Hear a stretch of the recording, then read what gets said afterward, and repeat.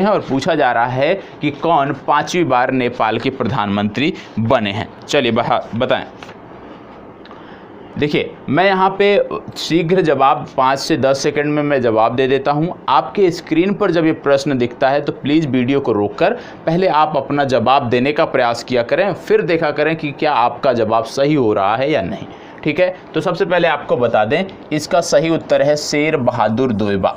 शेर बहादुर दोइबा जो हैं ये वर्तमान समय में यदि हम देखें तो नेपाल के प्रधानमंत्री हैं। शेर बहादुर दोइबा, ये आपको पता होना चाहिए। विद्या देवी भंडारी की बात करें तो ये राष्ट्रपति हैं।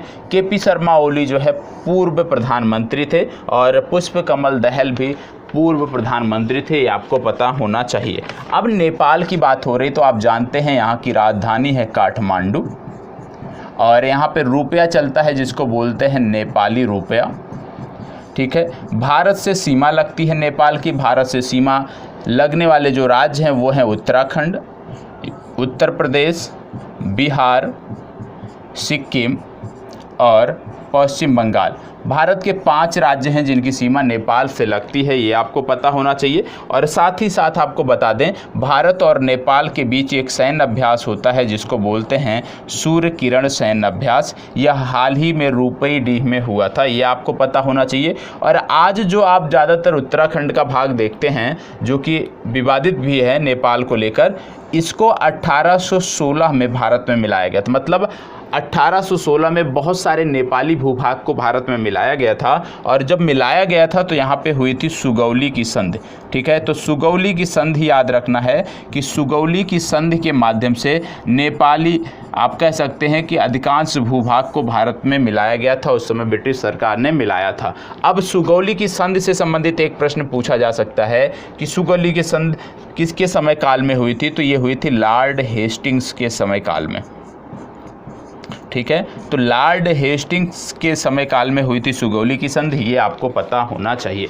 तो सुगौली की संधि और लॉर्ड हेस्टिंग, देखिए इतना डिटेल में आपका वार्षिकांक नहीं हो पाएगा क्योंकि वार्षिकांक यदि डिटेल में करना जाएंगे तो 4 से 5 घंटे का वार्षिकांक होगा और कोई भी आप देखें तो 10% छात्र ही देखना पसंद करते हैं क्योंकि वार्षिकांक का मतलब होता है क्विक रिवीजन। हमने पढ़ा हुआ है उसका हम रिवीजन करें, तो ज़्यादा फैक्ट आपको नहीं बताए जाएंगे, सिर्फ संबंधित प्रश्न से संबंधित जो फैक्ट होंगे वो बताए जाएंगे। ठीक है, यदि आपको डिटेल में देखना है तो निश्चित रूप से आपको आज़ाद MPPSC अकेडमी पर बहुत सारी वीडियो पड़ी हुई है साप्ताहिक, वहाँ से आप देख सकते हैं। आज़ाद UKPSC पर पढ़ रहा है, यहाँ से आप देख सकते हैं। निश्चित रूप से आपको बेहतर जानकारी मिलेगी। चलिए आगे बढ़ते हैं।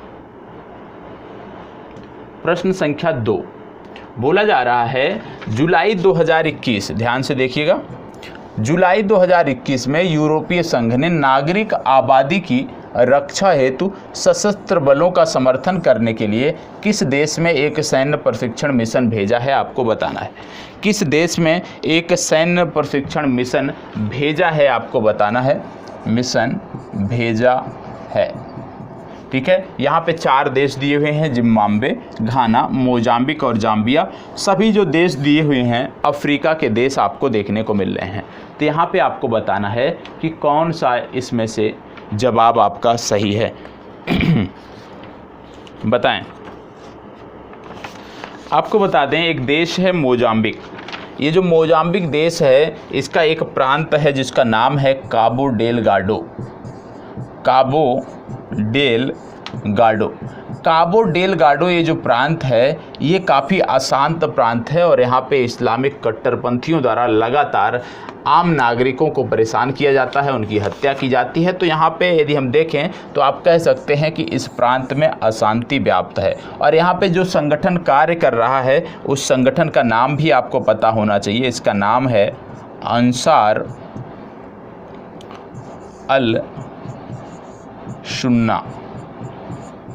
ठीक है, कौन सा संगठन है? अंसार अल सुन्ना संगठन है।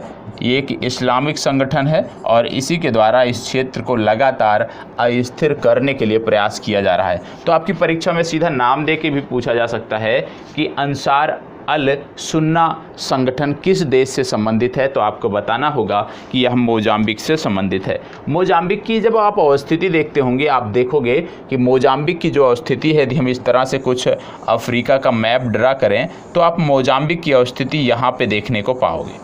और मोजाम्बिक जो है ये मलावी एक झील है, लेक है, जो अफ्रीका की तीसरी बड़ी लेक है, उससे सीमा साझा करता है। मलावी लेक से 3 देश सीमा साझा करते हैं, तीनों आपको पता होना चाहिए।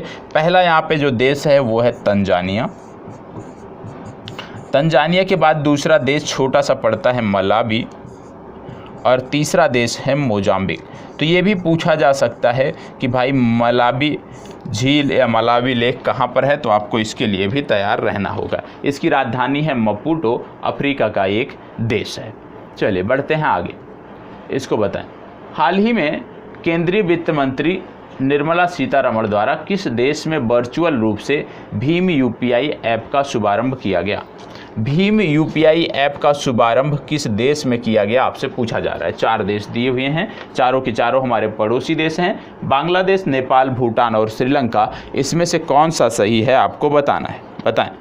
और आप जानते होंगे भीम यूपीआई NPCI द्वारा प्रारंभ किया गया। किसके द्वारा प्रारंभ किया गया था? NPCI, national payment corporation of India के द्वारा ये प्रारंभ किया गया था। तो यहाँ पर आपको अपना जवाब चुनना है। चले बताएं।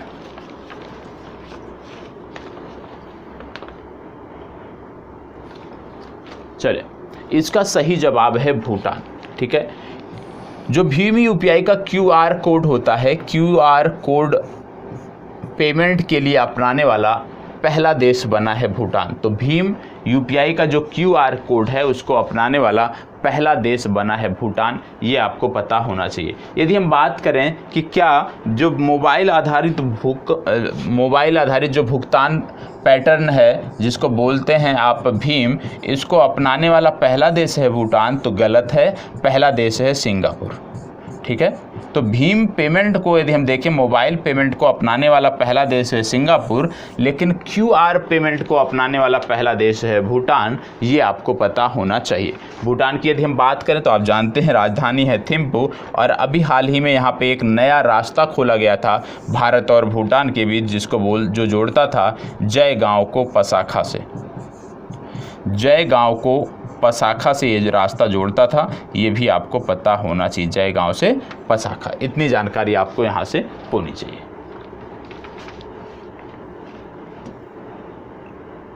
चलिए इसको बताएं। जुलाई 2021 में फ्रांस के प्रतिस्पर्धात्मक प्राधिकरण ने कॉपीराइट कानून के उल्लंघन के मामले में किस दिग्गज टेक कंपनी गूगल पर कितनी राशि का जुर्माना लगाया? देखो, एक प्रश्न का जवाब आपको यहीं पर मिलेगा। पूछा भी जा सकता है कि किस कंपनी पर जुर्माना लगाया, तो वो लगाया गूगल पर, लेकिन यहाँ पे आपको बता दिया गया है कि गूगल पर जुर्माना लगाया गया है। आपसे अमाउंट पूछ लिया जा रहा है कि कितनी राशि का लगाया गया है, तो आपको बताना है कि इस कंपनी पर कितनी राशि का जुर्माना लगाया गया है। चलें बताएं, इस कंपनी पर कितनी राशि का जुर्माना लगाया गया है, आपको बताना है। ये लगाया गया है 500 मिलियन यूरो का। कितने का लगाया गया है? 500 मिलियन यूरो का जुर्माना लगाया गया है। डी विकल्प आपका सही उत्तर है। ठीक है, चलिए इसको बताएं। अच्छा प्रश्न है, पूछा जा सकता है। बोला गया है हाल ही में चर्चा में रही सेंट क्वीन केतेवन के संदर्भ में निम्नलिखित कथनों पर विचार कीजिए। सेंट क्वीन केतेवन के संबंध में विचार करना है। बोला जा रहा है रानी केतेवन की 1624 ईस्वी में सिराज, वर्तमान ईरान में इस्लाम धर्म ना अपनाने के कारण हत्या कर दी गई थी। दूसरा कहा जा रहा है रानी केतेवन के अवशेष वर्ष 2005 में गोवा में मिले थे। अब इनमें आपको बताना है कि इनके संदर्भ में कौन से कथन सही हैं। हो सकता है आपने नाम ही ना सुना हो इनका, लेकिन बहुत ही महत्वपूर्ण है, आपको बताना है। बताएं।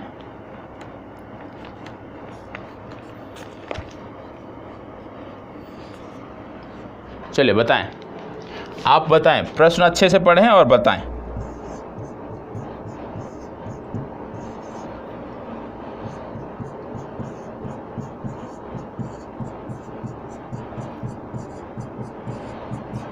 प्रश्न अच्छे से पढ़ना है और जवाब देना है। यदि आपने कभी सुना है तो बहुत अच्छी बात है। यहाँ पे रानी केतेवन की बात हो रही है। आपको बता दें कि दोनों कथन, यहाँ पे जो दोनों कथन दिए हुए हैं, ये दोनों के दोनों कथन आपके सही हैं। ठीक है, दोनों कथन यहाँ पे सही हैं। तो ए और दोनों सही हैं, क्योंकि इनकी जो हत्या है वो 1624 में की गई थी ईरान में, क्योंकि इन्होंने इस्लाम धर्म अपनाने से इनकार कर दिया था। दूसरा, इनके अवशेष गोवा में मिले थे, और जो गोवा में पुर्तगालियों द्वारा लाए गए थे, पुर्तगालियों के आप कह सकते हैं कि जो ईसाई धर्म के पादरी होते हैं उनके द्वारा लाए गए थे, तो पुर्तगाली पादरियों द्वारा लाए गए थे, और इनको लाकर एक चर्च में रखा गया था जिसका नाम था सेंट आगस्टीन चर्च। क्या नाम था? Saint Augustine church. और ये भी पूछा जा सकता है कि सेंट आगस्टीन चर्च कहाँ पर है, तो आपको तैयार रहना है कि सेंट आगस्टीन चर्च जो है ये गोवा में आपको देखने को मिलता है। तो यहाँ पर लाकर रखे गए थे। अब इसको किसने बताया, किसने इसकी प्रमाणिकता की पुष्टि की कि ये जो अवशेष हैं ये रानी केतेवन के हैं? तो इसको पुष्ट किया था centre for cellular and molecular biology, और जो है हैदराबाद में। तो ये भी आपसे पूछा जा सकता है एक पंक्ति में कि centre for cellular and molecular biology संस्थान कहाँ स्थित है, तो आपको बताना है हैदराबाद। ठीक है, चलिए इसको बताएं।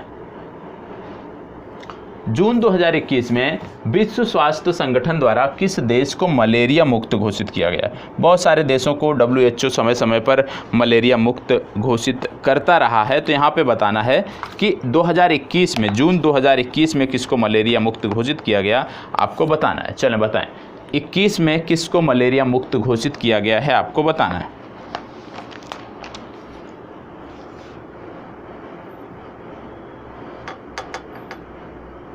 सबसे पहले आपको बता दें, मलेरिया मुक्त उस देश को घोषित किया जाता है जब 3 वर्षों तक, जब लगातार 3 वर्षों तक उस देश में मलेरिया के कोई केसेज ना आए हों। यह इसका आप कह सकते हैं मानक है मलेरिया मुक्त घोषित करने का। और आप जानते हैं मलेरिया के एनाफिलीज मच्छरों के संक्रमण जो हैं वो लगातार भारत में भी देखें तो लगातार बढ़ते रहते हैं बरसात के समय में, और भारत के पड़ोसी देश, विशेषकर एशिया के जो देश हैं, जो जहाँ पे वर्षा अधिक देखने को मिलती है, या अफ्रीका के कुछ देश हैं, वहाँ पे आपको ये केसेस देखने को लगातार बढ़ती देखने को मिलती हैं। और WHO की एक पहल है जिसका नाम है E2025 एक पहल है ये WHO की, और इसके माध्यम से है कि 25 देशों को इन्होंने चिन्हित किया है जिसको 2025 तक मलेरिया मुक्त घोषित करना है। तो यदि आपसे इस पहल के बारे में भी पूछा जाए E2025, तो आपको बता देना है WHO की एक पहल है जिसके अंतर्गत 25 देशों को चिन्हित किया गया है जिनको 2025 तक मलेरिया मुक्त घोषित किया जाएगा। तो ये इसका जवाब है चीन। चीन को हाल ही में मलेरिया मुक्त घोषित किया गया है, यह आपको पता होना चाहिए। और आप जानते हो कि यह जो है प्लाज्मोडियम परजीवी के कारण फैलता है। ये तो आपको पता ही होगा कि मलेरिया जो है ये प्लाज्मोडियम परजीवी के कारण फैलता है, और जो प्लाज्मोडियम परजीवी होता है इसका वाहक जो होता है ये होता है मादा एनीफिलीज मच्छर। ठीक है, तो मादा एनीफिलीज मच्छर इसका आप कह सकते हैं वाहक होता है। तो ये भी आपको याद रखना है कि प्लाज्मोडियम परजीवी के कारण जो है मलेरिया फैलता है। आगे बढ़ते हैं, इसको बताएं। चीन द्वारा विश्व का दूसरा सबसे बड़ा जल विद्युत बांध है वहतान बांध, ये मैंने आपको बताया है। ठीक है, वहतान बांध किस नदी पर बनाया जा रहा है, आपको बताना है। वहतान बांध किस नदी पर बनाया जा रहा है, आपको बताना है। चले बताएं किस नदी पर ये बांध बन रहा है। और जैसे मैंने आपको बताया कि ये प्रश्न में लिखा है कि ये विश्व का दूसरा सबसे बड़ा जल विद्युत बांध है, ये आपको बताना है। तो बताना है किस नदी पर बन रहा है। और आपको बता दें कुछ और बांधों के नाम जो लगातार चर्चा में रहते हैं उनके बारे में भी मैं बता देता हूँ, तब तक आप इसके बारे में विचार करें। किस नदी पर बनाया जा रहा है, विचार कर लेंगे तो बहुत अच्छी बात है। दूसरा आपको याद रखना है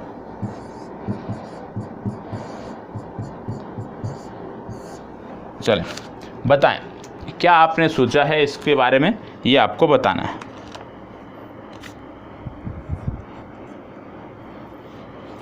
देखो ये बनाया जा रहा है जिन्सा नदी पर। किस पर बनाया जा रहा है? जिन्सा नदी पर बनाया जा रहा है। और जिन्सा नदी जो है ये यांगत्जी नदी है,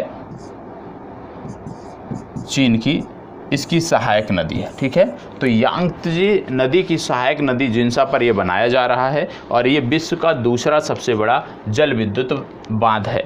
अब सबसे बड़ा कौन सा है, तो सबसे बड़ा जो है विश्व का उसको बोलते हैं थ्री गॉर्जियस डैम, और थ्री गॉर्जियस डैम भी आपको यांगत्जे नदी पर देखने को मिलता है। ये भी आपको कहाँ पर देखने को मिलता है, चीन में देखने को मिलता है। तो कहने का मतलब विश्व के जो क्रमागत दो सबसे बड़े बांध हैं वो दोनों के दोनों आपको चीन में देखने को मिलते हैं, जिनमें से एक है थ्री गॉर्जियस डैम जो सबसे बड़ा है, क्षमता के आधार पर यहाँ पर बात हो रही है, तो क्षमता के आधार पर सबसे बड़ा है। और दूसरे नंबर पर आपका आता है बेहतान बांध। और आपको बता दें बेहतान बांध के बनने से पूर्व जो दूसरे नंबर पे बांध था उसका नाम था इतायुपू।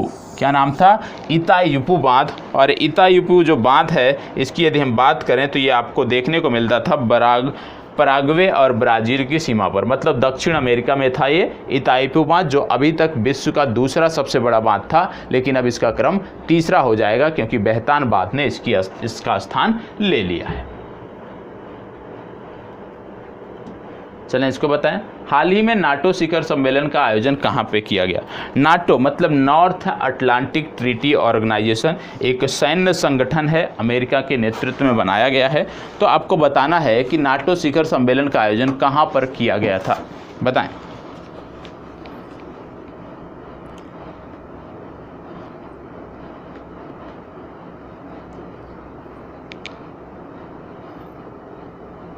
चलिए, इसका मुख्यालय आपको देखने को मिलता है ब्रुसेल्स में, और इसका जो आयोजन किया गया वो भी किया गया इसके मुख्यालय शहर ब्रुसेल्स में। तो इसका आयोजन इस बार कहाँ पे किया गया, इसका आयोजन इस बार किया गया ब्रुसेल्स में, ये आपको पता होना चाहिए। नाटो के बारे में आपको कुछ चीज़ें बता दें यदि आप नोट करना चाहें कि इसकी जो स्थापना हुई थी ये 4 अप्रैल को इसकी स्थापना हुई थी। वर्ष कौन सा था, तो वर्ष था 1949। 4 अप्रैल 1949 को इसकी स्थापना हुई थी। वर्तमान समय में सदस्य देशों की बात करें तो कुल 30 देश सदस्य हैं, जिनमें यूएसए, कनाडा और यूरोपीय यूनियन के देश शामिल हैं। ठीक है, तो वर्तमान समय में कुल 30 देश इसके सदस्य हैं, ये आपको पता होना चाहिए। चलिए आगे बढ़ते हैं। ये बताएं, वर्ष 2021 के G7 सम्मेलन की अध्यक्षता किस देश ने की। G7 सम्मेलन भारत के लिए भी महत्वपूर्ण था, इसलिए ये पूछा जा सकता है। तो बताएं G7 की अध्यक्षता किसके द्वारा की गई थी।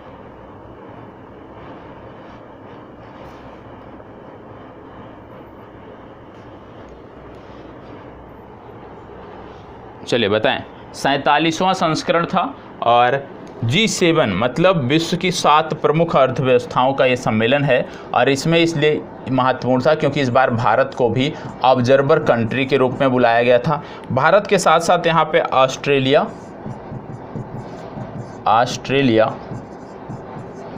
दक्षिण कोरिया,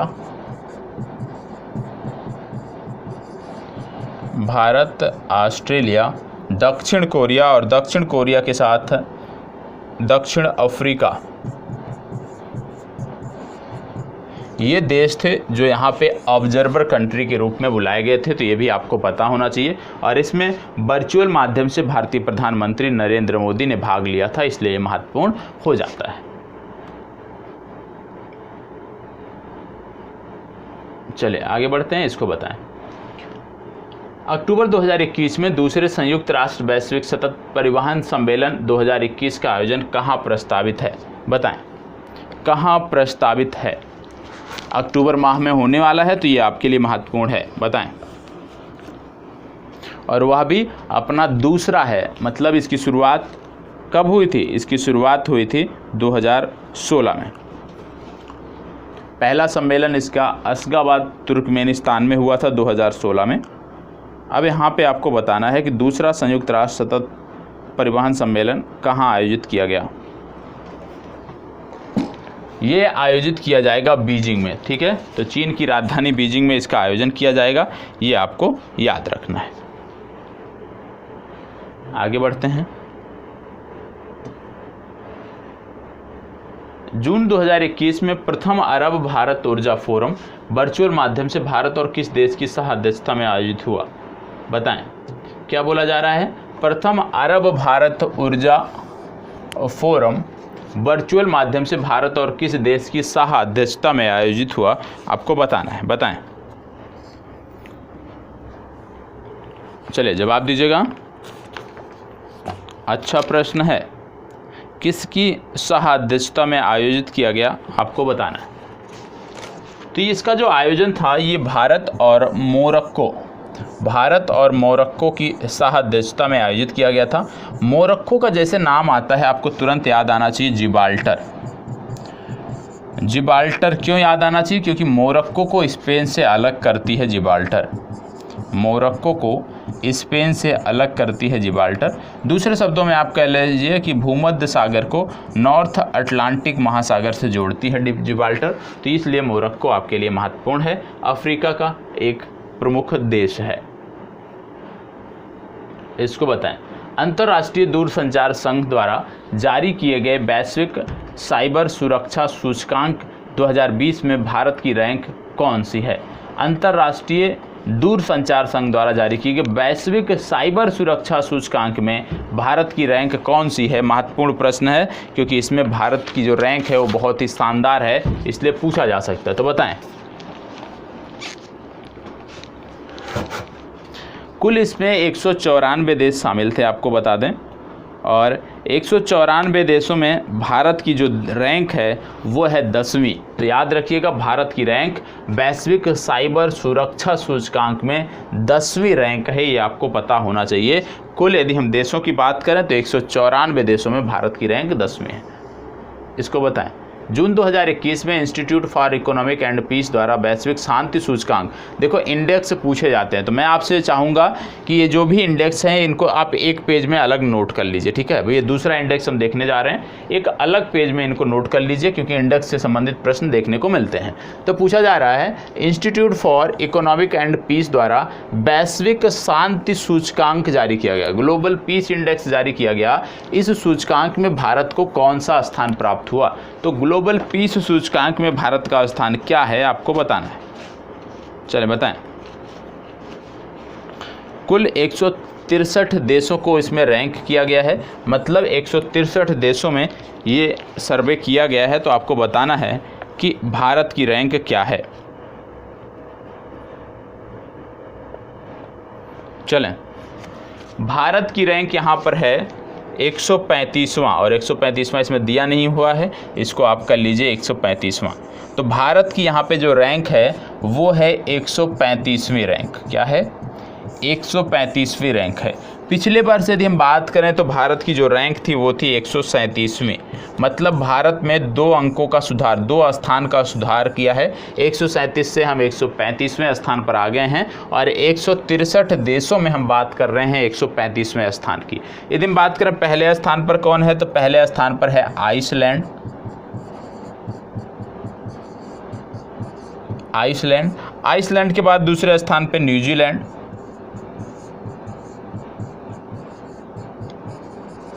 तीसरे स्थान पर आपको देखने को मिलेगा डेनमार्क।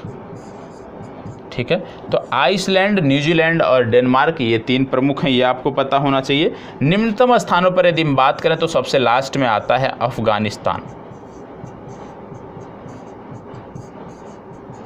ठीक है, तो इसमें आपको सिर्फ भारत की रैंक याद रखनी है, और भारत की रैंक के साथ साथ आप पहली रैंक याद कर सकते हैं कि पहले रैंक पर कौन है। ठीक है, चलिए आगे बढ़ते हैं। इसको बताएं। Times Higher Education Asia University Ranking 2020-2021 की 100 विश्वविद्यालयों की सूची में शामिल 3 भारतीय विश्वविद्यालयों में से कौन सा विश्वविद्यालय शामिल नहीं? मतलब 4 विश्वविद्यालय के इसमें नाम दिए गए हैं, जिनमें से 3 विश्वविद्यालय Times Higher Education Asia University Ranking में टॉप 100 में शामिल हैं। इनमें से कौन सा एक है जो टॉप 100 में शामिल नहीं है, आपको बताना।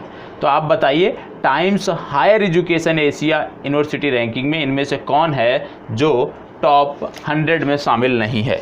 अब कौन कौन से संस्थान यहाँ पे दिए हुए हैं? IISc Bengaluru, IIT Ropar, IIT Indore, IIT Madras.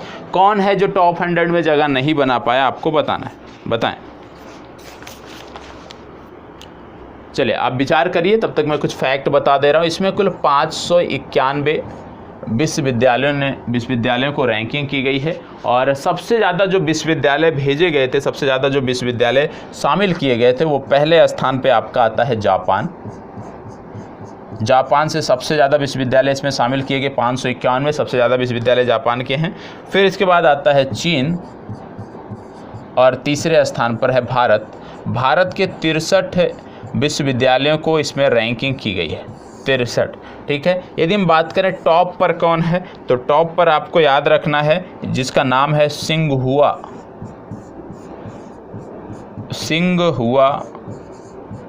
University. और सिंघुआ यूनिवर्सिटी जो है ये आपको चीन में देखने को मिलेगी, ये टॉप पर है, ठीक है। तो पहला याद रखना है कि सिंघुआ यूनिवर्सिटी टॉप पर है। और इन संस्थानों में जो भारत के संस्थान दिए हुए हैं, IISc बेंगलुरु का जो स्थान था ये था 37वां, मतलब 37वें स्थान पर ये शामिल था। इसके बाद आता है IIT रोपर 55वां, IIT रोपर का स्थान था 55वां। और IIT इंदौर का जो स्थान था ये था 18वां, ठीक है।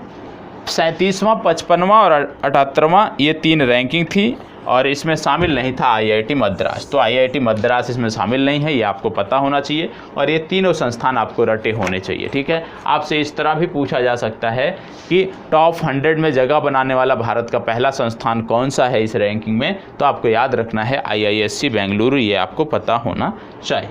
चलो इसको बताएं। जून 2021 में संयुक्त राष्ट्र महासभा के 75वें सत्र के दौरान संयुक्त राष्ट्र सुरक्षा परिषद के 5 नए अस्थायी सदस्यों को पहली बार चुना गया है। इनमें से पहली बार चुना गया सदस्य कौन सा है, बताएं। चलें बताएं,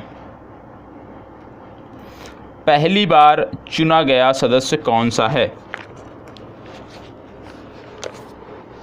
कौन पहली बार चुना गया है? अल्बानिया, घाना, गैबन या संयुक्त अरब अमीरात?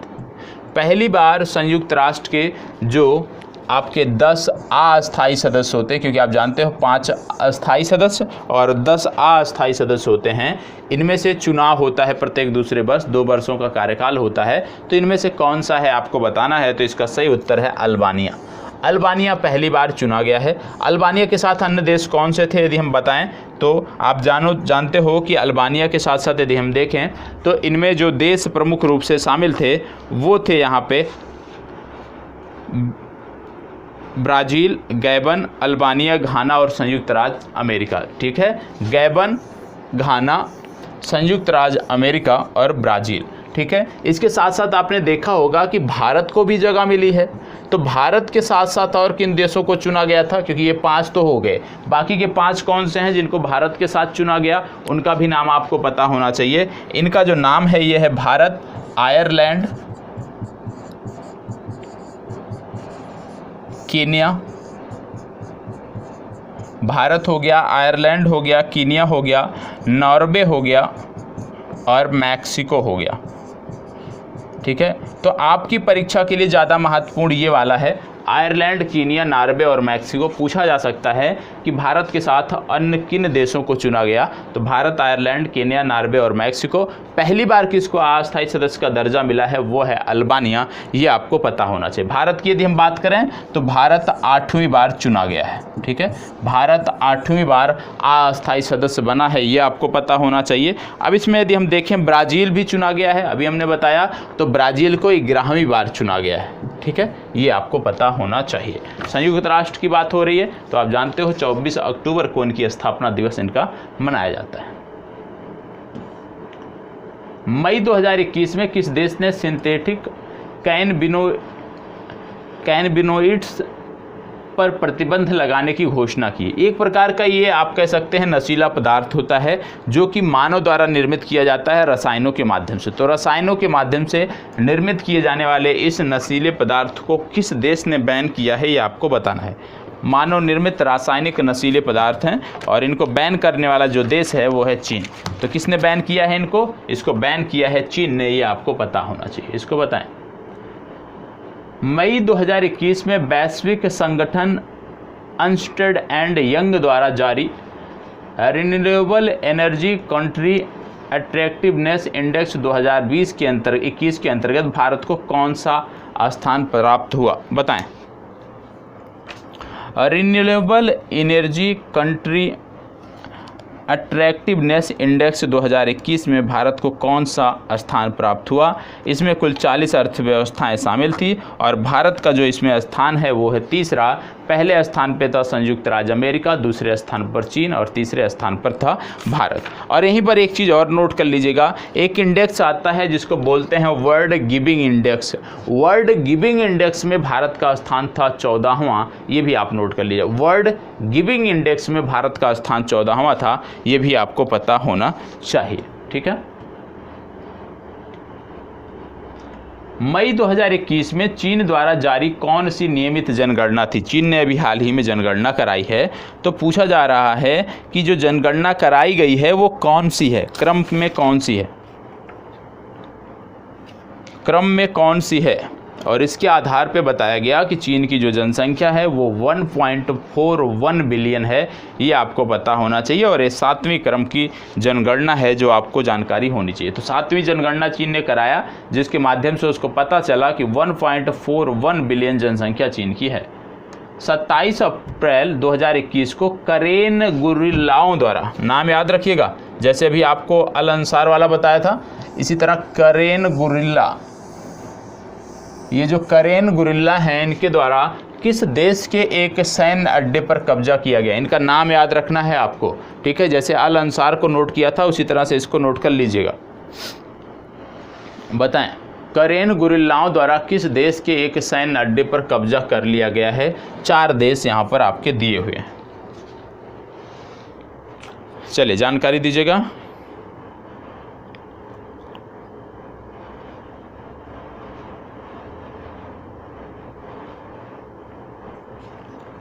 चले, ये जो हैं ये संबंधित हैं म्यांमार से, ठीक है। सालबीन नदी पड़ता है थाईलैंड सीमा के पास, और सालबीन नदी के पास का जो क्षेत्र है वो म्यांमार सरकार के कंट्रोल में नहीं रहता है। उसका कुछ भाग है जो इन गुरिल्लाओं के कंट्रोल में रहता है, और इनका उद्देश्य है, ये विरोध करते हैं सैन्य शासन के, क्योंकि म्यांमार में तख्ता पलट हुआ है, सैन्य शासन फिर से लागू हुआ है, तो सैन्य शासन का ये विरोध करते हैं। और उसी के चलते इन्होंने एक सैन्य, आप कह सकते हैं सैन्य अड्डे पर कब्जा किया। तो इनका नाम महत्वपूर्ण है। करेन गुरिल्ला किस देश से संबंधित हैं, म्यांमार से संबंधित हैं, ये आपको पता होना चाहिए, ठीक है। और पिछले दिनों हमने म्यांमार को एक पनडुब्बी भी दिया था, और मैंने इसके बारे में आपको बताया भी था कि म्यांमार को एक पनडुब्बी दी गई है, वो आपको पता होना चाहिए, नाम भी उसका बताया था।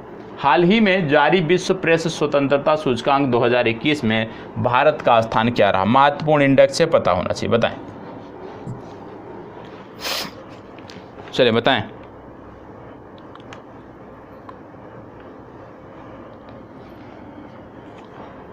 जवाब दीजिएगा। भारत का स्थान क्या रहा।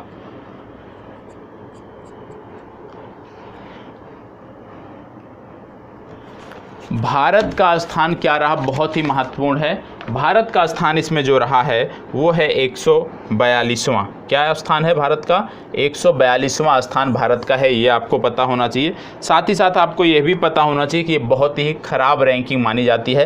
पहले नंबर पर कौन है, तो पहले नंबर पर आपको जो देश है वो याद रखना है, नॉर्वे, ठीक है।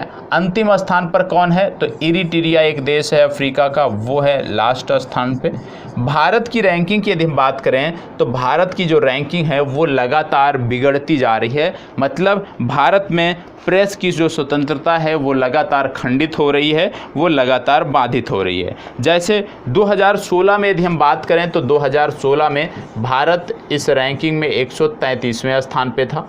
2020 की यदि हम बात करें तो भारत यहाँ से आ गया 140वें स्थान पे। तो भारत की जो रैंकिंग है उसमें लगातार उसमें गिरावट दर्ज की जा रही है। 2020 में भी था 2020 में 142वें स्थान पे था।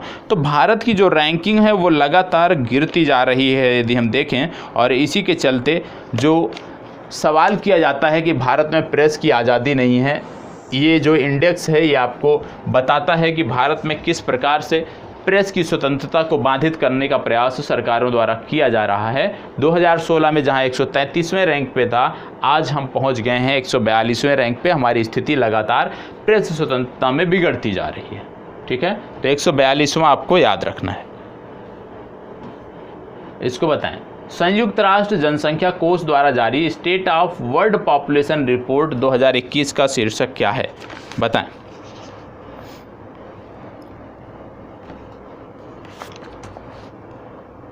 वर्ल्ड पॉपुलेशन रिपोर्ट में यदि हम देखें तो इसका विषय क्या है, आपसे पूछा जा रहा है, बताएं।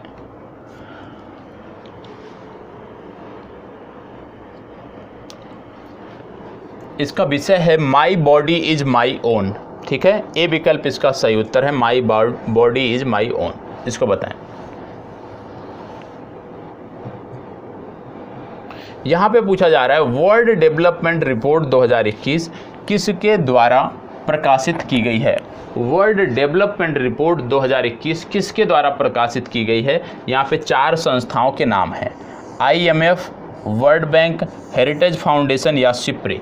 बताएं, वर्ल्ड डेवलपमेंट रिपोर्ट किसके द्वारा प्रकाशित की गई है, आपको बताना है। चले बताएं। World development report, world development report जो प्रस्तुत की गई है, ये की गई है वर्ल्ड बैंक के द्वारा। बी विकल्प आपका सही उत्तर है। ठीक है, आगे बढ़ते हैं। विश्व आर्थिक मंच द्वारा जारी ग्लोबल जेंडर गैप रिपोर्ट 2021 में भारत की रैंकिंग क्या है? बताएं, इसमें भारत की रैंकिंग क्या है, आपको बताना है। चलिए बताइएगा। विश्व आर्थिक मंच द्वारा जारी global gender gap report, Bharat की रैंकिंग क्या है? 4 विकल्प यहाँ पे दिए हुए हैं, तो इसमें से भारत की रैंकिंग क्या है, आपको बताना है। इसमें से भारत की रैंकिंग है 140वें।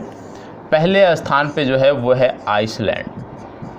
ठीक है, तो भारत की रैंकिंग याद रखिएगा, बाकी याद करने की ज़रूरत नहीं है। तो भारत की रैंकिंग इसमें है 140वें। इसको बताएं। इसके बारे में तो मैंने आपको कई बार बताया है करंट अफेयर्स में, उम्मीद करता हूँ आपको याद होगा। मार्च 2021 में सूखे से प्रभावित मेडागास्कर को भारत ने कितने मीट्रिक टन चावल की सहायता भेजी थी? बताएं, कितने मीट्रिक टन चावल की सहायता मेडागास्कर जो कि अफ्रीका का एक देश है, द्वीपीय देश है, इसको भेजी गई थी? बताएं, कितने मीट्रिक टन चावल हमने भेजा था? और साथ ही साथ हाइड्रोक्सी क्लोरोक्विन की कुछ गोलियां भी हमने भेजी थी, याद करिएगा। यहाँ पे भेजा गया था 1000 मीट्रिक टन चावल। कितना भेजा गया था?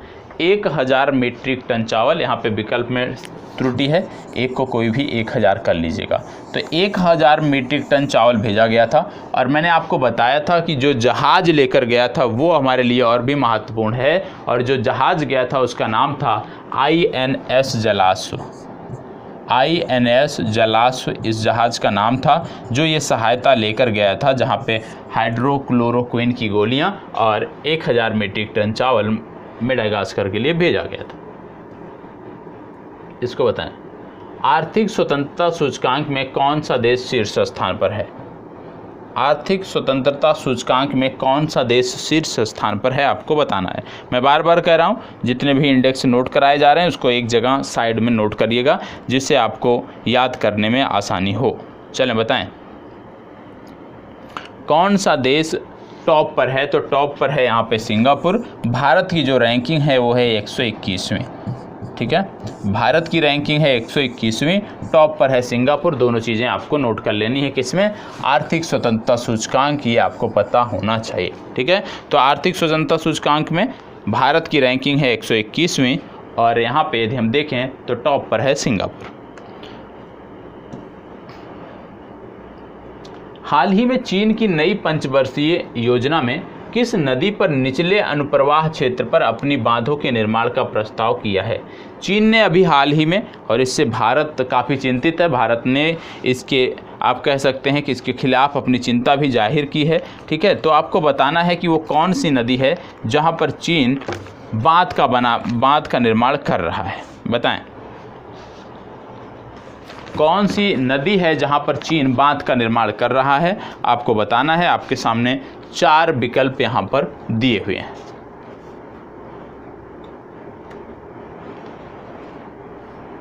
चलें बताएं, आप प्रश्न पे विचार करिए कि जवाब क्या होगा। बाकी के कुछ फैक्ट हैं जो मैं यहाँ पे लिख दे रहा हूँ, वो भी आपको बता दूंगा। चलें बताएं।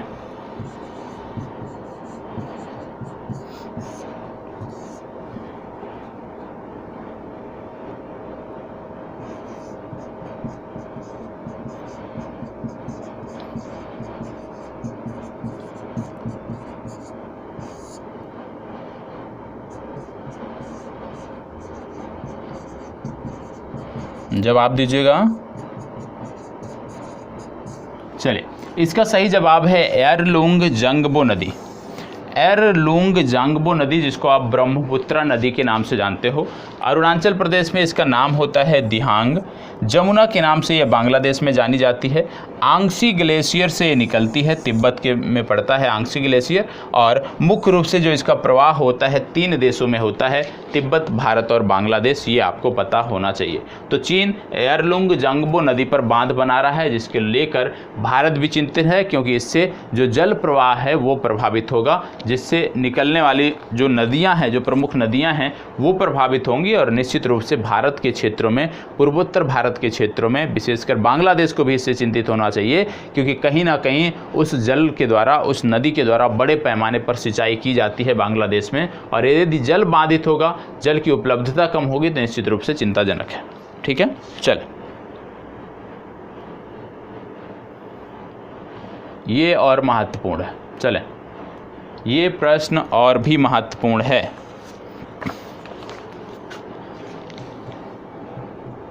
बोला जा रहा है हाल ही में लालंदर या सहतूत बांध, कभी आपको सहतूत बांध मिल जाएगा, कभी लालंदर बांध। ठीक है, कोई बात नहीं। तो यहाँ पे पूछा जा रहा है लालंदर या सहतूत बांध का निर्माण प्रस्तावित है, कहाँ पर इसका निर्माण प्रस्तावित है, ये आपको बताना है।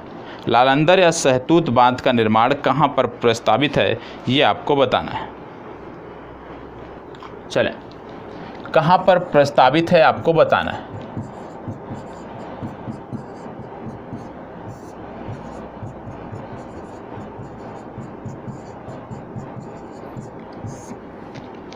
चार देश दिए हुए हैं, इन 4 देशों में कहाँ पर प्रस्तावित है, ये आपको बताना है। ये प्रस्तावित है 4 असाब जिला काबुल। 4 असाब ये जिला है, काबुल में पड़ता है। ठीक है, और कहने का मतलब है कि ये अफ़गानिस्तान में प्रस्तावित है। अब अफ़गानिस्तान में प्रस्तावित है, अफ़गानिस्तान लगातार अशांत चल रहा है, चर्चा में है, तो पूछा जा सकता है यहाँ पर भारत एक और बांध बनाया जिसको बोलते हैं मैत्री बांध या सलमा डैम। तो दोनों भी पता होना चाहिए कि सलमा डैम या मैत्री बांध एक है, लालंदर या सहतूत एक है। दोनों के दोनों अफ़गानिस्तान में निर्मित किए जा रहे हैं। आपको बता दें, ये जो सहतूत डैम था, इसके द्वारा प्रयास था कि काबुल जो शहर है, काबुल शहर में पेयजल की उपलब्धता को सुनिश्चित कराना तथा काबुल के आसपास के क्षेत्रों में सिंचाई व्यवस्था के लिए प्रयास करना इस डैम का उद्देश्य था। इसको बताएं। हाल ही में यूनाइटेड किंगडम ने एशिया प्रशांत मुक्त व्यापार संधि में शामिल होने के लिए आवेदन किया है। तो एशिया प्रशांत मुक्त व्यापार संधि के संदर्भ में निम्नलिखित कथनों पर विचार कीजिए। अब आपको बताना है एशिया प्रशांत मुक्त व्यापार संधि के बारे में विचार करना है। तो 3 कथन दिए हुए हैं, अब तीनों कथनों पर आपको विचार करना है। बताएं।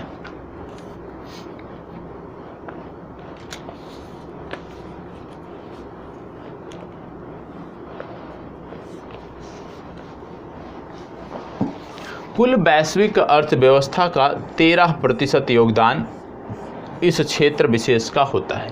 और आपको बता दें, पहला कह रहा है कि एशिया प्रशांत मुक्त व्यापार संधि में 11 देश शामिल हैं, सत्य है। दूसरा कह रहा है अमेरिका इसका सदस्य देश है, गलत है। तीसरा कह रहा है भारत इसका सदस्य नहीं है, सही है।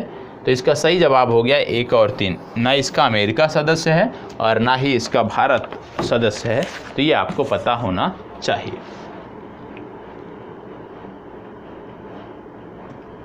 इसको बताएं। हाल ही में किस देश की सेना ने तख्ता पलटकर सत्ता पर काबिज हो गई है और 1 वर्ष का राष्ट्रीय आपातकाल घोषित किया है? कौन सा देश है जहां पर 1 वर्ष का राष्ट्रीय आपातकाल लग गया है और सेना जो है वो सत्ता पर काबिज हो गई है, आपको बताना है। चलो बताएं।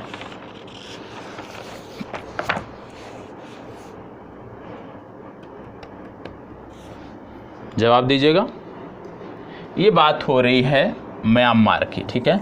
म्यांमार में आंग सान सू की जो कि चांसलर हुआ करती थी, इनकी पार्टी द्वारा जो सत्ता चलाई जा रही थी, जो सरकार चलाया जा रहा था, उस पर आरोप लगाकर वहाँ के सेना प्रमुख ने तख्ता पलट कर दिया और चांसलर के साथ साथ जो उस समय के बिन मिंट जो राष्ट्रपति हुआ करते थे उनको भी नज़रबंद कर लिया गया है। तो ये आपको पता होना चाहिए। और इनकी पार्टी का नाम था नेशनल लीग फॉर डेमोक्रेसी। क्या नाम था? National league for democracy. ये आंग सान सू की पार्टी का नाम था, नेशनल लीग फॉर डेमोक्रेसी। चलिए, ये भी महत्वपूर्ण खबर है, इस पर ध्यान देना है। बोला जा रहा है हाल ही में श्रीलंका ने कोलंबो पोर्ट के ईस्टर्न कंटेनर,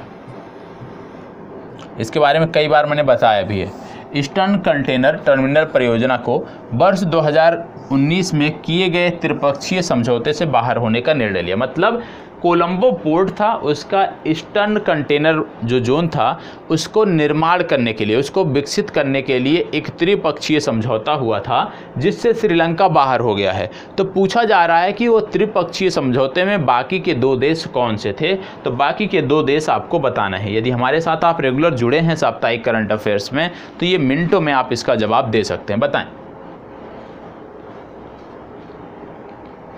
मैंने आपको बताया था कि जो कोलंबो पोर्ट है उसके 2 से 3 टर्मिनल है और उनमें से एक का निर्माण चीन कर रहा है और दूसरे का निर्माण करने की जिम्मेदारी भारत और जापान ने ली है और भारत के लिए एक अवसर है चीन को प्रत्युत्तर देने के लिए। लेकिन अब क्या कर दिया श्रीलंका ने? श्रीलंका ने इससे भारत और जापान को बाहर कर दिया है, ठीक है। भारत और जापान को बाहर कर दिया है। श्रीलंका का कहना है कि वो उसको स्वयं ही निर्मित करेगा, स्वयं ही उसका निर्माण करेगा। तो ये हमारे लिए बहुत अच्छी खबर तो नहीं है, ठीक है। हमारे लिए ये चिंताजनक खबर है क्योंकि इससे कहीं ना कहीं जो है चीन का जो आप कह सकते हो कि दबदबा वो श्रीलंका में बढ़ता जाएगा।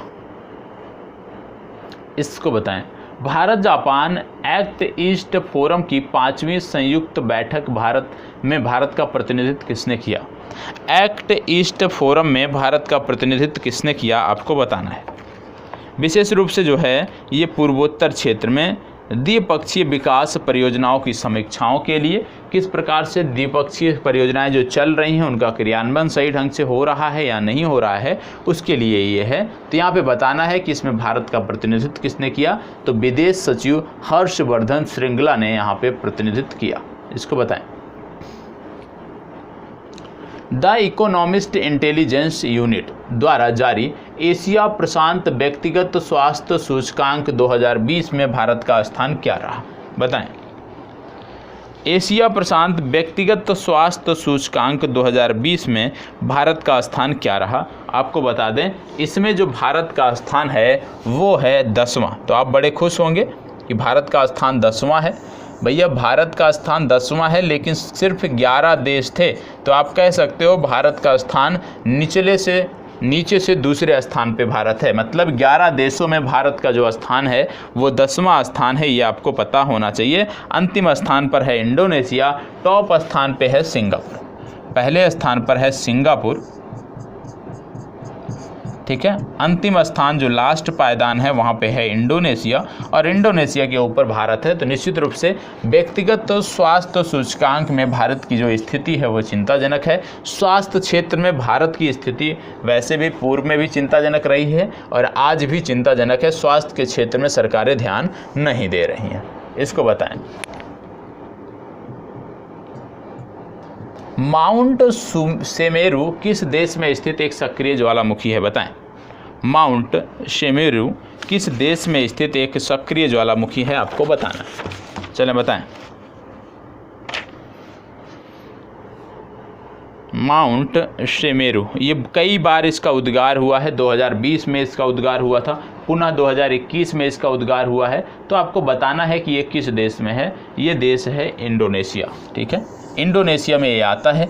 इंडोनेशिया के बारे में आपको पता होगा कि इसकी राजधानी है जकार्ता, और इन्होंने घोषणा किया था कि अब अपनी राजधानी बनाएंगे ईस्ट कालीमंतन, लेकिन अभी तक कोई प्रोग्रेस नहीं हो पाई है, तो इसलिए हम नहीं मान के चल रहे हैं कि ईस्ट कालीमंतन इनकी राजधानी होगी। जकार्ता इनकी राजधानी है, ये आपको पता होना चाहिए। इंडोनेशिया के साथ भारत सैन्य अभ्यास भी करता है। आपकी जिम्मेदारी बनती है तो आप बताएं कि भारत इंडोनेशिया के साथ कौन सा सैन्य अभ्यास करता है। ठीक है, चलिए आगे बढ़ते हैं। जनवरी 2021 में जोसेफ आर बाइडेन जूनियर ने अमेरिकी राष्ट्रपति का पदभार ग्रहण करने के बाद सबसे पहले पेरिस जलवायु समझौते में पुनः शामिल होने की घोषणा की है। पेरिस जलवायु समझौता किस वर्ष हस्ताक्षरित हुआ था? मतलब पेरिस जलवायु समझौते पर हस्ताक्षर कब हुए थे पहली बार, ये आपको बताना है।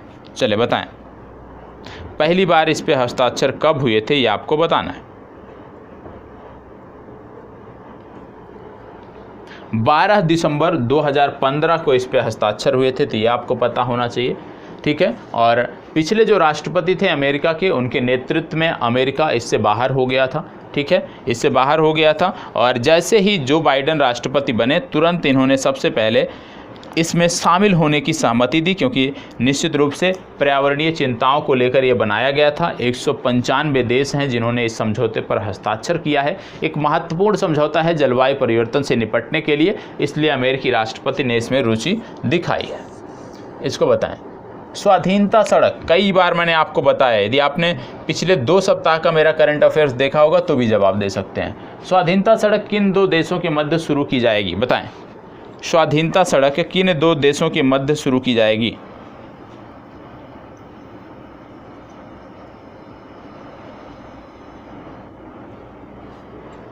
छब्बीस मार्च को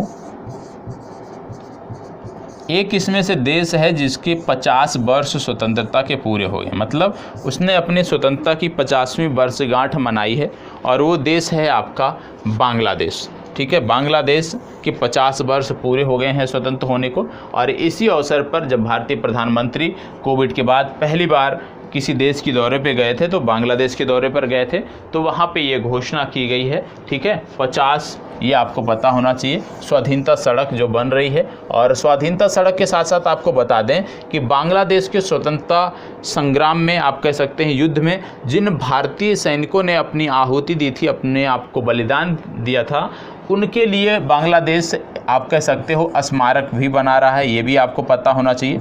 इसके साथ साथ प्रथम विश्व युद्ध में शहीद सैनिकों के लिए इटली में भी स्मारक बन रहा है, और इटली के एक शहर है जिसका नाम है कसिनो, तो इटली के कसिनो शहर में भी स्मारक बन रहा है। तो 2 स्मारक आपको याद रखने हैं जो भारतीय सैनिकों से संबंधित हैं, एक है बांग्लादेश, दूसरा है इटली। ठीक है, चलिए आगे बढ़ते हैं। अमेरिका के किस राष्ट्रपति पर 2 बार महाभियोग प्रस्ताव लाया गया था, बताएं। अमेरिका के कौन से राष्ट्रपति थे जिन पर 2 बार यह प्रस्ताव लाया गया था, आपको बताना है। चले बताएं।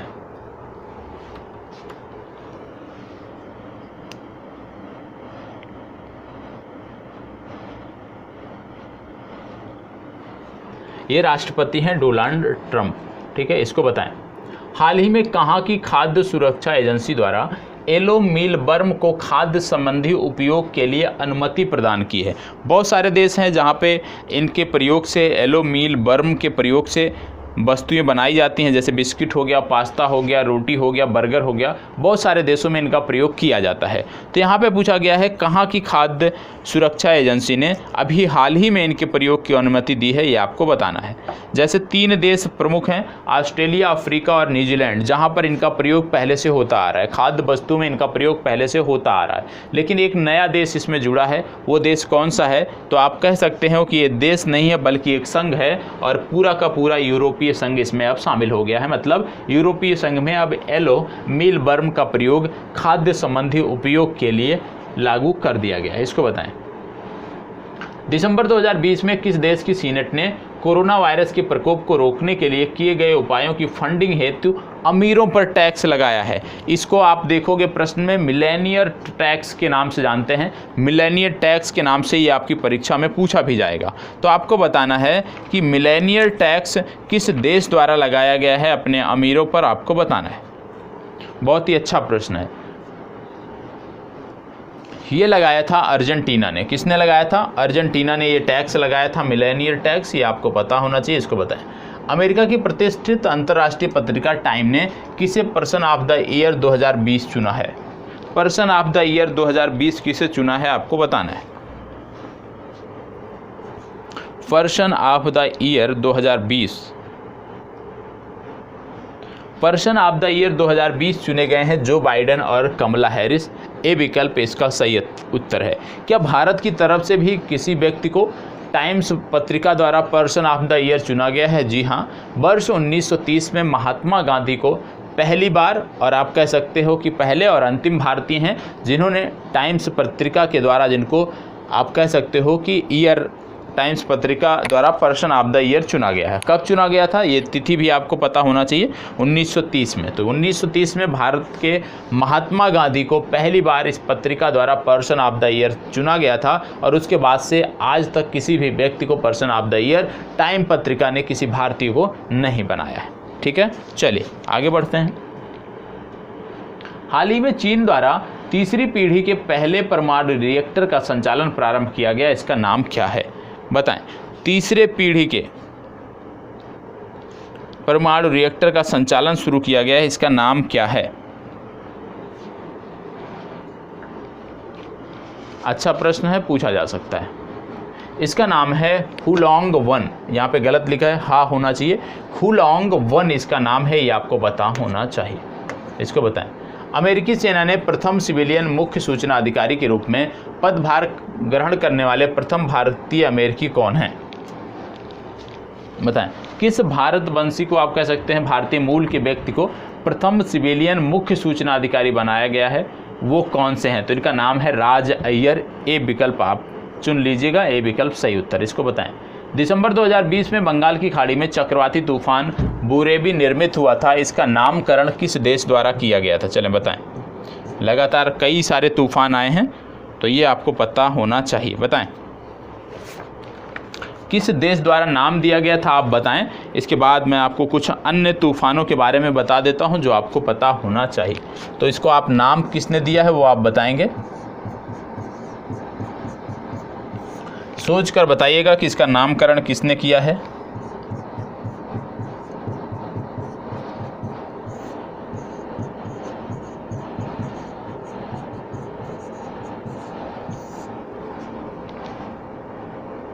चलें,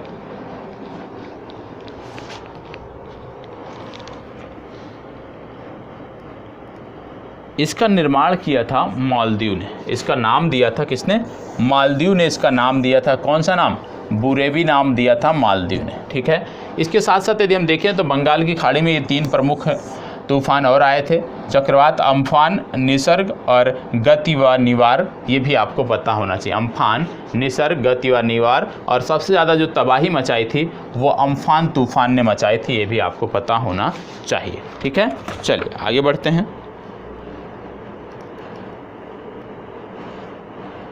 इसको बताएं, हाल ही में जारी हुए मानव स्वतंत्रता सूचकांक 2020 में भारत की रैंकिंग क्या है? चलें, भारत की रैंकिंग क्या है आपको बताना है।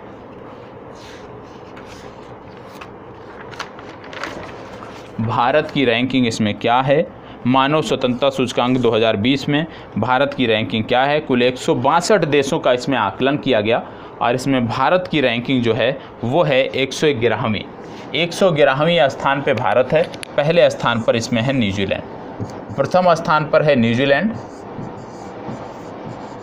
और लास्ट यदि हम देखें 111वें स्थान पर 111वें स्थान पर है भारत। ठीक है, तो जितने सूचकांक बताए हैं उनमें भारत की रैंकिंग आप अलग से नोट कर लीजिएगा। सितंबर 2020 में टाइम मैगजीन द्वारा विश्व के वर्ष 2020 के 100 सबसे प्रभावशाली व्यक्तियों की सूची जारी की गई है, जिसमें से कितने भारतीयों को शामिल किया गया है? विश्व के 100 सबसे प्रभावशाली व्यक्तियों की सूची में कितने भारतीयों को शामिल किया गया है, ये आपको बताना है। बताएं।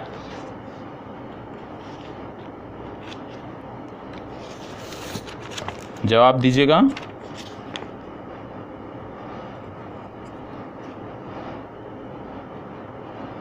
इसमें 5 भारतीयों को शामिल किया गया है, जिनमें बिल्किस बानो, इसमें नोट कर लीजिएगा, बिल्किस बानो आइकॉन श्रेणी में, आयुष्मान खुराना कलाकारों की श्रेणी में, नरेंद्र मोदी भारतीय प्रधानमंत्री लीडर्स की श्रेणी में, सुंदर पिचाई टाइटन्स की श्रेणी में और रविंद्र गुप्ता पायनियर्स की श्रेणी में शामिल किए गए। तो टोटल 5 व्यक्ति इसमें शामिल किए गए थे। ठीक है,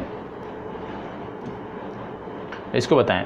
जनवरी 2021 में किस देश का बोइंग 737-500 विमान दुर्घटनाग्रस्त हो गया था, जिसमें 62 लोग सवार थे? तो ये विमान किस देश का था जो दुर्घटनाग्रस्त हुआ था, ये आपको बताना है। किस देश का विमान था जो ये दुर्घटनाग्रस्त हुआ था, आपको बताना है। Philippines, Norway, Sweden, Indonesia. और विमान दुर्घटनाएं इस तरह की जो भी होती हैं वो आपकी परीक्षा के लिए महत्वपूर्ण होती हैं, आपको उनको ध्यान में देना होता है। बताएं। ये है इंडोनेशिया। ठीक है, चलिए आगे बढ़ते हैं। 1 जनवरी 2021 को भारत संयुक्त राष्ट्र सुरक्षा परिषद का अस्थायी सदस्य बन गया है।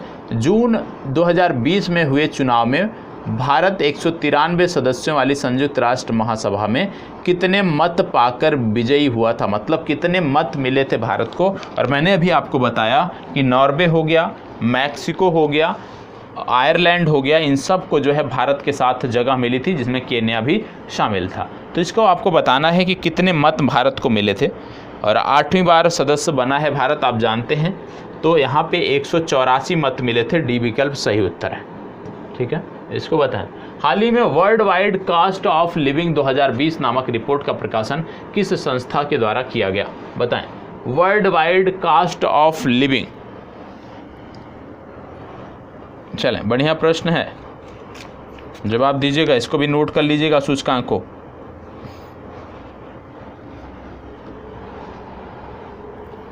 इसके बारे में मैंने आपको बताया भी है करंट अफेयर्स के साप्ताहिक प्रोग्राम में। तो यहाँ पे आपको बताना है सबसे पहली बात कि किस संस्था द्वारा ये जारी किया जाता है। बाकी के मैं कुछ शहरों के नाम बता देता हूँ जो इसमें शामिल हैं, जिनको आपको याद रखना है। ठीक है, तो दुनिया का सबसे महंगा जो शहर है उसका नाम है ज्यूरिख। ज्यूरिख ये स्विट्ज़रलैंड का शहर है और ये दुनिया का सबसे महंगा शहर है, ये आपको पता होना चाहिए।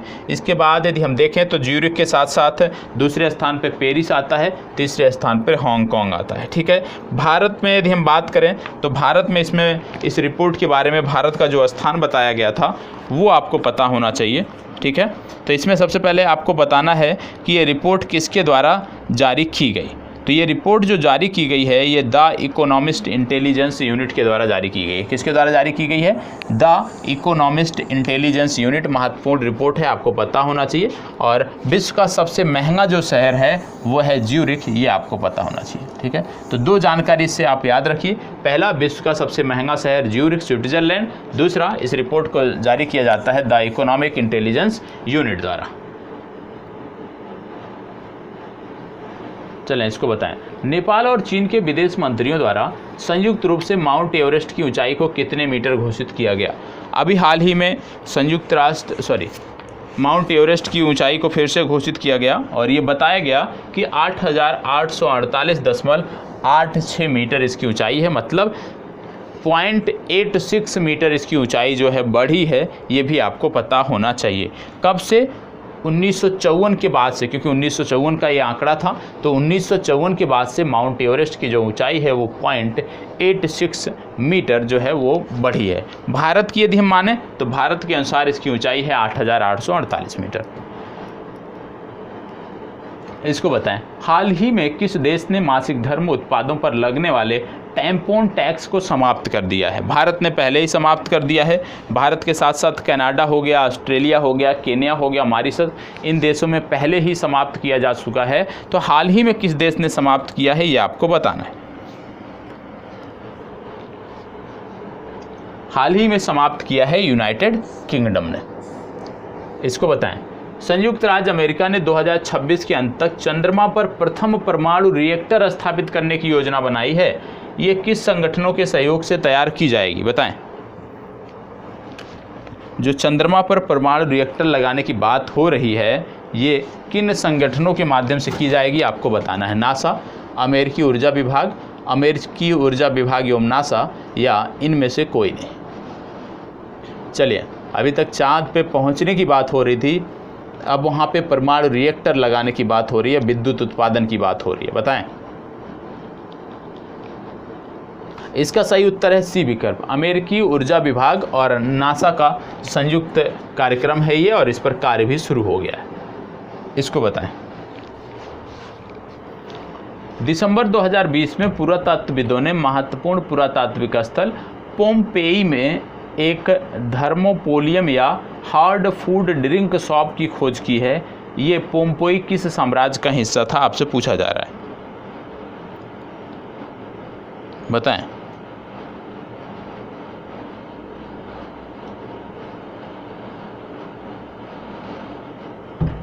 किस साम्राज्य का ये हिस्सा था? ये हिस्सा था रोमन साम्राज्य का, ठीक है। रोमन साम्राज्य सी विकल्प सही उत्तर है। इसको बताएं। ब्रिटेन के साप्ताहिक अखबार ईस्टर्न आई द्वारा दिसंबर 2020 में जारी विश्व के 50 एशियाई हस्तियों की सूची में शीर्ष स्थान पर किसे नामित किया गया, बताएं। 50 एशियाई व्यक्तियों की सूची में शीर्ष स्थान पर किसे नामित किया गया, आपको बताना है। किसे नामित किया गया? 4 व्यक्तियों में से ये नामित किया गया सोनू सूद को, क्योंकि सोनू सूद ने लॉकडाउन के दौरान यदि हम देखें तो बहुत बेहतर कार्य मानवता के संरक्षण के लिए मानवता के नाते किया था, और उसी को लेकर सबसे प्रभावशाली व्यक्तियों की सूची में इनको इस पत्रिका ने शामिल किया है। इसको बताएं। रेजोनेंस कंसल्टेंसी द्वारा विश्व के सबसे अच्छे शहरों की सूची 2021 में दिल्ली को कौन सी रैंक प्रदान की है, बताएं। दिल्ली को कौन सी रैंक प्रदान की है, आपको बताना है। और दिल्ली भारत का एकमात्र शहर भी है जो इस रैंकिंग में जगह बना पाया है। इसमें 10 लाख से अधिक जनसंख्या वाले शहरों को शामिल किया जाता है, और दिल्ली भारत का एकमात्र शहर है जिसको इसमें जगह मिली है। इसमें शीर्ष शहर पर है लंदन, दूसरे स्थान पर है न्यूयॉर्क। यहाँ पे जब दिल्ली की हम बात करते हैं तो दिल्ली का जो स्थान है वो है 62वां। दिल्ली का स्थान है 62वां, ये आपको पता होना चाहिए। इसको बताएं। हाल ही में नारकोटिक्स ड्रग्स पर संयुक्त राष्ट्र आयोग ने कैनाबिस गांजा का पुनः वर्गीकरण करने हेतु किस औषधि वर्ग से बाहर करने के लिए मतदान कराया, बताएं। किस औषधि वर्ग से बाहर करने के लिए मतदान कराया है, आपको बताना है। जवाब दीजिएगा।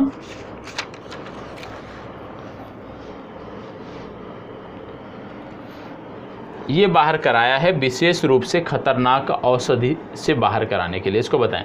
हाल ही में चर्चा में रहा त्रिस्तान दा कून्हा द्वीप किस महासागर में स्थित है, पूछा जा सकता है, महत्वपूर्ण है भूगोल के संदर्भ में भी। चर्चा में रहा त्रिस्तान दा कून्हा द्वीप कहाँ पर स्थित है, आपको बताना है।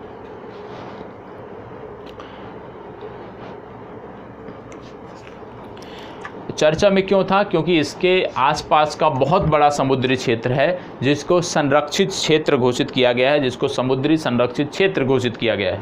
और ये जो द्वीप है ये यूनाइटेड किंगडम के कब्जे में है। यूनाइटेड किंगडम का एक प्रकार से आप कह सकते हो कि नौसैनिक बेस है, नौसैनिक प्रेजेंस यहाँ पे आपको देखने को मिलता है। तो ये आपको देखने को मिलता है दक्षिणी अटलांटिक महासागर में। सी विकल्प इसका सही उत्तर है। इसको बताएं। नवंबर 2020 में यूनाइटेड किंगडम के प्रधानमंत्री ने पेट्रोल और डीजल कारों की बिक्री पर प्रतिबंध की घोषणा की। ये प्रतिबंध किस वर्ष से लागू होगा? मतलब यूनाइटेड किंगडम में अब डीजल और पेट्रोल के जो कार हैं वो नहीं बिकेंगे। कब से नहीं बिकेंगे ये आपको बताना है। तो याद रखिएगा 2030 से यूनाइटेड किंगडम में नई कार जो है वो डीजल और पेट्रोल के नहीं आएंगे। मतलब नवीकरणीय स्रोतों से जो कारें चलेंगी, मतलब आप कह सकते हो कि इलेक्ट्रिक कारों को जो है यहाँ पे बढ़ावा दिया जा रहा है। ठीक है, हाइब्रिड और इलेक्ट्रिक कारों को बढ़ावा दिया जाएगा। तो सी विकल्प सही उत्तर है। 2030 के बाद यूनाइटेड किंगडम में कारें नहीं मिलेगी। इसको बताएं। दिसंबर 2020 में चाबाहार पोर्ट के संयुक्त उपयोग पर किन देशों के बीच त्रिपक्षीय कार्य समूह की प्रथम बैठक आयोजित हुई? बताएं।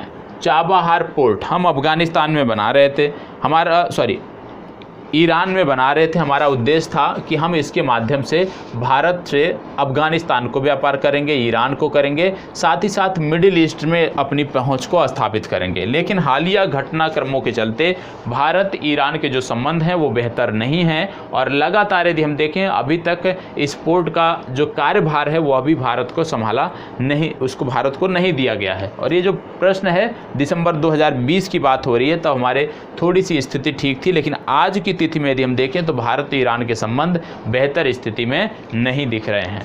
ठीक है, तो इसमें शामिल किया गया था भारत, ईरान और उज्बेकिस्तान। डी विकल्प सही उत्तर है, भारत, ईरान और उज्बेकिस्तान।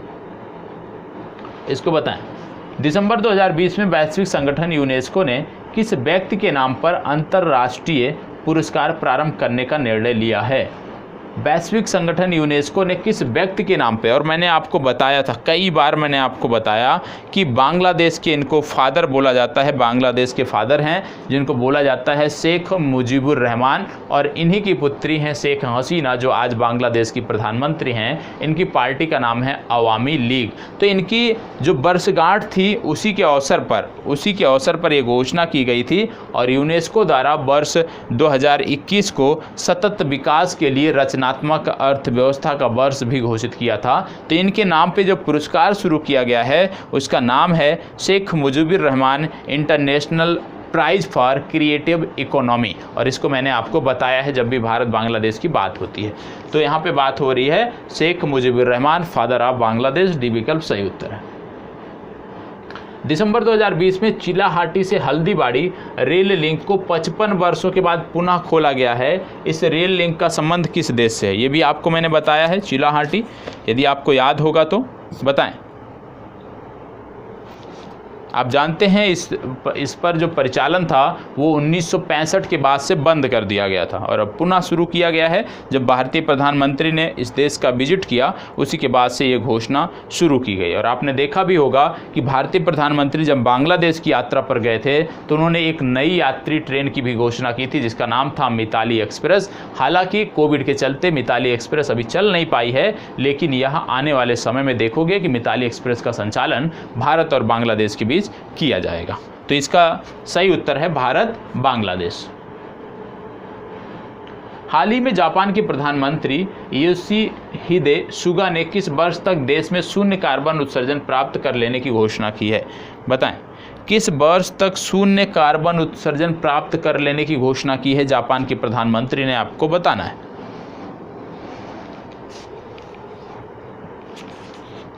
इस तरह के जो प्रश्न होते हैं वो महत्वपूर्ण होते हैं, ठीक है, क्योंकि परीक्षाओं में उनके पूछे जाने की संभावनाएं बहुत ज़्यादा होती हैं। तो आपको बता दें ये बोला है 2050 तक।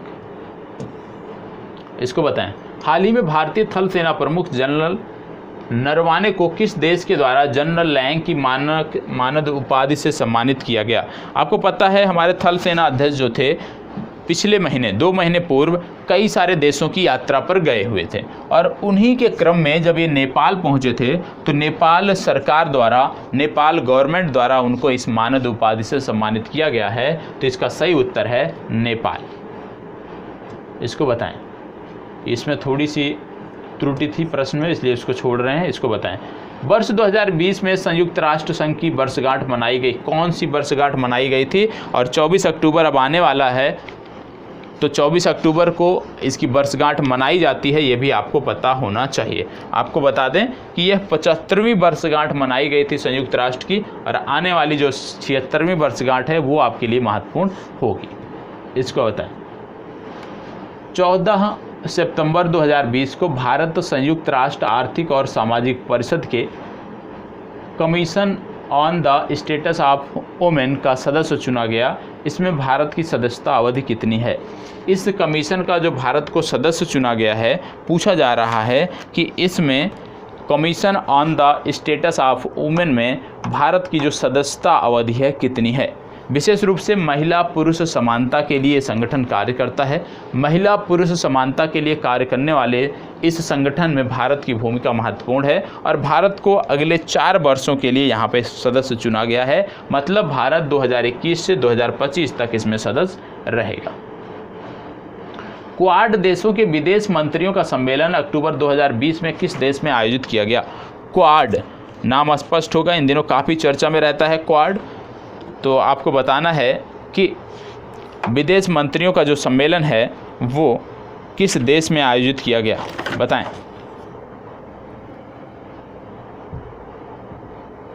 देखो, दो चीज़ें हैं यहाँ पे, बात हो रही है क्वाड देशों के विदेश मंत्रियों की।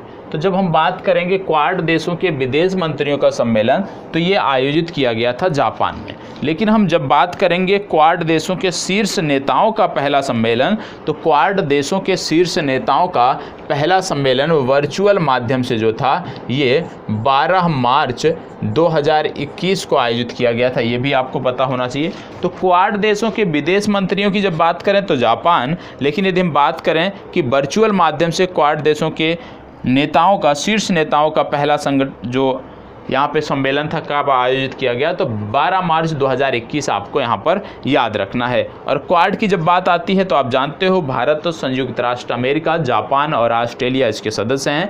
इनको जोड़कर यह संगठन बनाया गया है और विशेष रूप से चीन को प्रत्युत्तर देने के लिए ये संगठन बनाया गया है। तो इसका उद्देश्य है चीन को प्रत्युत्तर देना। हालांकि न्यूजीलैंड, दक्षिण कोरिया और वियतनाम को भी इसमें शामिल करने की मांग की जा रही है, जिसका इसका विस्तार और बड़े पैमाने पर हो सके। और धीरे धीरे दक्षिण एशिया के कई सारे देश इसमें आपको देखने को मिलेंगे। जो भी चीन के एंटी देश होंगे वो लगातार इससे जुड़ने का प्रयास करेंगे।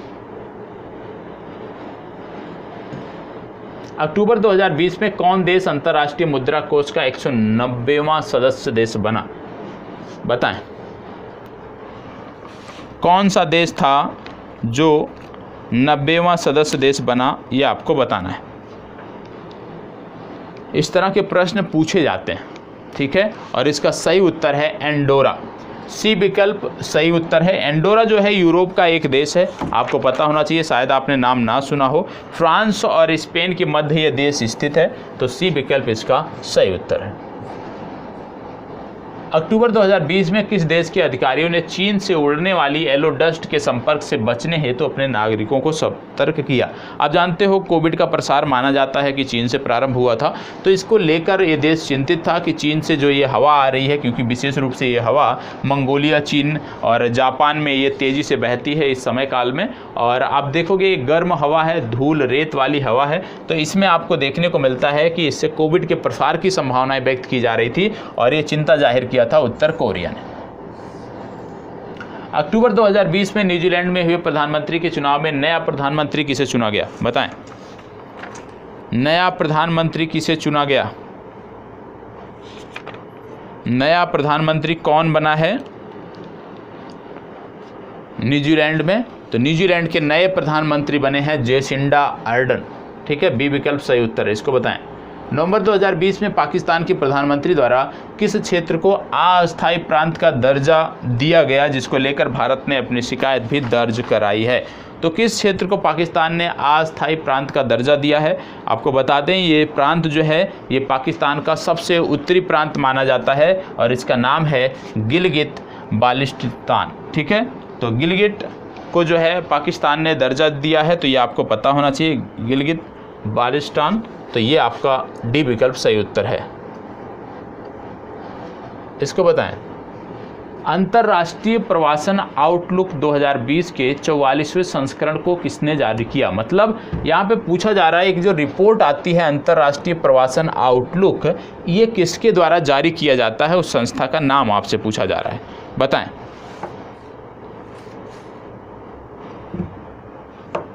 किसके द्वारा जारी किया जाता है? ये जारी किया जाता है OECD द्वारा।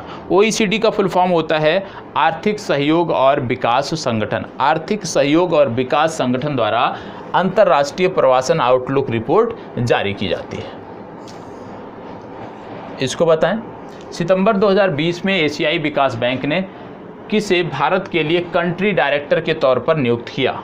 इनमें से किसे भारत के लिए कंट्री डायरेक्टर के रूप में नियुक्त किया है, ये आपको बताना है। और आप जानते हैं कि 2010 से सबसे ज़्यादा ऋण यदि किसी ने प्राप्त किया है ADB से, तो वह है भारत। तो आपको बताना है कि किसे भारत के लिए नया कंट्री डायरेक्टर नियुक्त किया है। इनका नाम है ताकेयो कोनिशी, ये विकल्प सही उत्तर है। एडीबी मतलब एशियन डेवलपमेंट बैंक। हाल ही में चर्चा में रहा नारगोन काराबाख क्षेत्र किस क्षेत्र में अवस्थित है? बहुत ही चर्चित क्षेत्र था, लगातार 1 महीने तक ये चर्चा में बना हुआ था। अजरबैजान और आर्मेनिया के बीच जो विवाद चल रहा था उसके कारण ये लगातार चर्चा में था, और ये जो क्षेत्र है ये अजरबैजान के अंतर्गत आता है। और अंत में जब रूस ने मध्यस्थता किया, रूस की मध्यस्थता के बाद ये जो युद्ध था अजरबैजान और आर्मेनिया का, ये समाप्त हुआ था। तो पूरे विश्व में ये चर्चा में बना हुआ था, तो पूछा जा सकता है। ये विकल्प सही उत्तर है। सितंबर 2020 में भारत और किस देश के बीच सीधी कार्गो फेरी सेवा शुरू की गई है? कार्गो फेरी सेवा किसके बीच शुरू की गई है, आपको बताना है। कार्गो फेरी सेवा शुरू की गई है किसके बीच? यह कार्गो फेरी सेवा शुरू की गई थी भारत और मालदीव के बीच। तो सी विकल्प इसका सही उत्तर है। इसको बताएं। वर्ष 2020 में किस राष्ट्रमंडल देश द्वारा घोषणा की गई कि वह 2021 में रानी एलिजाबेथ द्वितीय को अपने राज्य के प्रमुख पद से हटाकर अपने आप को गणतंत्र घोषित कर देगा? बताएं। राष्ट्रमंडल का वह कौन सा देश है जिसने यह घोषणा की है? उसका नाम है बारबाडोस। ठीक है, तो डी विकल्प सही उत्तर है। अब ये अपने आप को जो है गणतंत्र घोषित करने जा रहा है। गणतंत्र का मतलब होता है कि जो राष्ट्र का प्रमुख है वो जो पद होता है वो संवैधानिक पद होता है, ना कि आप कह सकते हो कि कोई शासक या कोई राजा को वो पद दिया जाता है। तो गणतंत्र घोषित करने जा रहा है। ठीक है, ये आपको पता होना चाहिए, क्योंकि राष्ट्रमंडल के जो देश थे लगातार जब वो आज़ाद हुए थे, जब उनको आज़ादी मिली थी, उसके बाद से वो जब गणतंत्र घोषित करना अपने आप को शुरू किए तो उन्होंने अपने राज्य प्रमुख के तौर पर जो क्वीन हुआ करती थी उनको हटाने का प्रयास किया। और इससे पहले भी कई सारे देशों ने ऐसा किया है, पूर्व में मालदीव ने भी ऐसा किया था। तो राष्ट्रमंडल उन देशों का समूह है जो कभी ना कभी इंग्लैंड के अधीन थे, जिस पर अंग्रेजों ने शासन किया है। उन्हीं देशों का एक समूह है जिसको बोलते हैं राष्ट्रमंडल। ठीक है, राष्ट्रमंडल खेल भी होते हैं। तो आज के लिए जो था वो इतने प्रश्न थे, और यहाँ पे आपका जो अंतर्राष्ट्रीय घटनाक्रम है उसको समग्रता से कवर करने का प्रयास किया गया है, और अंतर्राष्ट्रीय घटनाक्रम आपके समग्रता से अब समाप्त होते हैं। ठीक है, तो यहाँ पे क्योंकि वार्षिकांक है, वार्षिकांक में हम सब कुछ नहीं दे सकते, हम प्रयास करते हैं वार्षिकांक से त्वरित रिवीजन हो जाए, और जो अनिवार्य प्रश्न है, जहाँ से प्रश्न बनने की संभावना है, जो इंपॉर्टेंट टॉपिक है, उनको यहाँ पे रखा जाता है। तो वार्षिकांक अंतर्राष्ट्रीय घटनाक्रमों का समाप्त होता है। यदि रेगुलर करंट अफेयर से जुड़ना है तो 1 नवंबर से प्रारंभ हो रहा है। सुबह 8:30 बजे लाइव सेशन होगा, उसमें आप अपनी उपस्थिति दर्ज करा सकते हैं। तो यहीं पर अपनी चर्चा को विराम देते हैं। धन्यवाद, आभार।